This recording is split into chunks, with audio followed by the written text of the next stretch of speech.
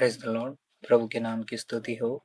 आज हम पढ़ेंगे यहेजकेल 47वां अध्याय। फिर वह मुझे भवन के द्वार पर लौटा ले गया और भवन की डेवढ़ी के नीचे से एक सोता निकलकर पूर्व और बह रहा था। भवन का द्वार तो पूर्वमुखी था और सोता भवन के पूर्व और वेदी के दक्षिण नीचे से निकलता था। तब वह मुझे उत्तर के फाटक से होकर बाहर ले गया और बाहर से घुमाकर बाहरी अर्थात पूर्वमुखी फाटक के पास पहुंचा दिया और दक्षिणी अलंग से जल पसीज कर बह रहा था। जब वह पुरुष हाथ में मापने की डोरी लिए हुए पूर्व की ओर निकला, तब उसने भवन से लेकर 1000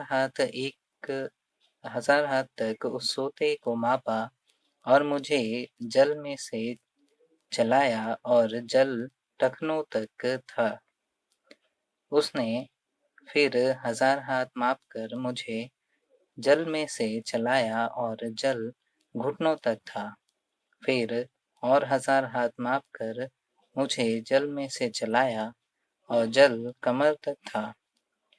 तब फिर उसने 1000 हाथ मापे और ऐसी नदी हो गई जिसके पार में न जा सका, क्योंकि जल बढ़कर तैरने के योग्य था, अर्थात ऐसी नदी थी जिसके पार कोई न जा सकता था। तब उसने मुझसे पूछा, है मनुष्य के संतान, क्या तूने यह देखा है? फिर उसने मुझे नदी के तीर लौटाकर पहुंचा दिया और लौटकर मैंने क्या देखा कि नदी के दोनों तीरों पर बहुत से वृक्ष हैं।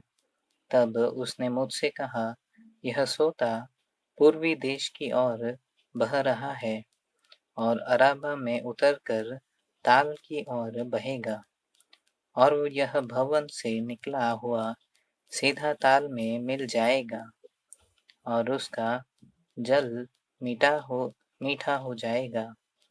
और जहाँ जहाँ यह नदी बहे वहाँ सब प्रकार के बहुत अंडे देने वाले जीव जंतु जिएंगे और मछलियाँ भी बहुत हो जाएंगी, क्योंकि इस सोते का जल वहाँ पहुँचा है और ताल का जल मीठा हो जाएगा। और जहाँ कहीं यह नदी पहुँचेगी वहाँ सब जंतु जिएंगे। ताल की तीर पर मछुए खड़े रहेंगे और एनगदी से लेकर एनेगलेम तक वे जाल फैलाए जाएंगे और उन्हें महासागर की सी भांति भांति की अनगिनत मछलियां मिलेगी। परंतु ताल के पास जो दलदल और गड्ढे हैं उनका जल मीठा न होगा, वे खारे ही रहेंगे।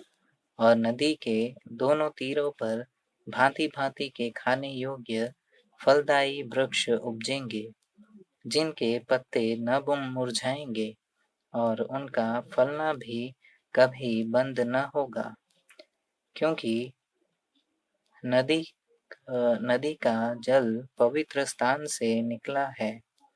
उसमें महीने महीने नए नए फल लगेंगे।